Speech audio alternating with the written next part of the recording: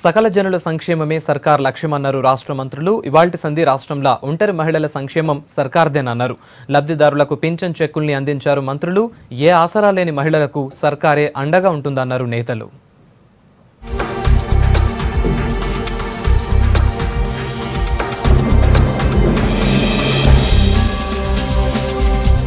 రాష్ట్రమంతా ఒంటరి మహిళల పెన్షన్ స్కీమ్ ప్రారంభించారు మంత్రులు.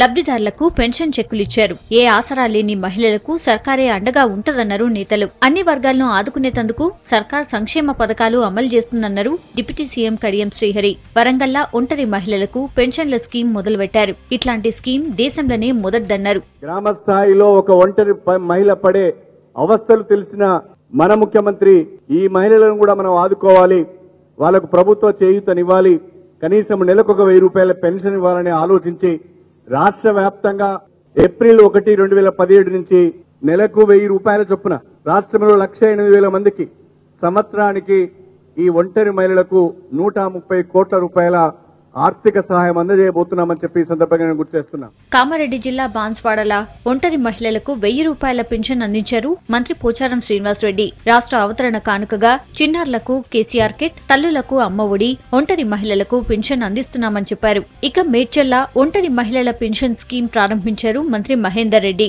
ఒంటరి మహిళలకు 13,258 మందికి ఈరోజు పెన్షన్ ఇవ్వడం జరుగుతున్నది. గౌరవ ముఖ్యమంత్రి గారు మహిళల పట్ల ఒంటరి మహిళలతో పాటు బాలింతలకు కానీ ఇంటింటికి నీళ్ళు ఆపించే కార్యక్రమంలో కూడా పెద్ద ఎత్తున 600 కోట్లు మరి మేడ్చల్లో కూడా ఖర్చు పెట్టి మొదటి విడతలో కూడా మహిళలకు ఇబ్బంది కాకుండా నీళ్ళిచ్చే కార్యక్రమం సాగుతున్నది.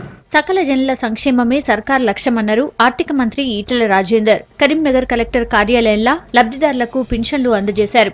ఇక యాదాద్రి జిల్లా భువనగిరిలో ఒంటరి మహిళల పింఛన్ పథకాన్ని ప్రారంభించారు మంత్రి జగదీష్ రెడ్డి. భర్తలు చనిపోయిన వాళ్ళకి ఎట్లయితే 1000 రూపాయల పెన్షన్ ఇస్తున్నామో ఇవాళ భర్తలు వదిలిపెట్టిన వాళ్ళకు కూడా తెలంగాణ రాష్ట్ర ప్రభుత్వం తెలంగాణ గడ్డ మీద అందరికీ ఇవాళ 1000 రూపాయల పెన్షన్ ఇవాటి నుంచి ఇస్తున్నామని చెప్పి మనం చేస్తా ఉన్నాం. మీ ఇంట్లో కుటుంబ సభ్యులకు ఈ ప్రభుత్వం మీకు అండగా ఉంటుంది, భరోసా ఇస్తుంది, మీ బాధల్లో భాగం పంచుకునే పరిస్థితి వస్తుంది. కాబట్టి మీరందరూ కూడా ఈ ప్రభుత్వానికి మీరు అండగా ఉండండి.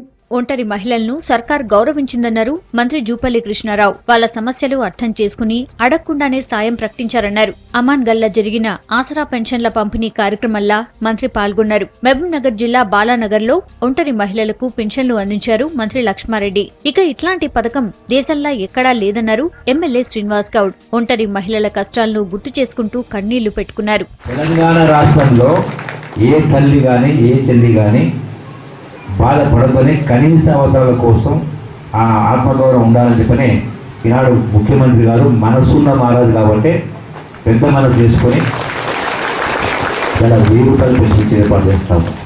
ఈ రోజున 3,611 మందికి ఇస్తాము.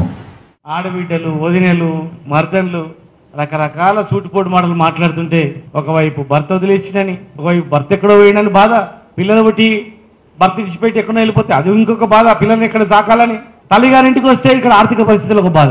అసలు ఒకటా రెండా మీరు అనుభవించినటువంటి బాధలు. ఇక్కడ ఒక్కొక్కరి పరిస్థితి చాలా ఘోరమైనటువంటి బతుకులు. ఇట్లా రాష్ట్రంలో ఎంతమంది ఉండొచ్చు.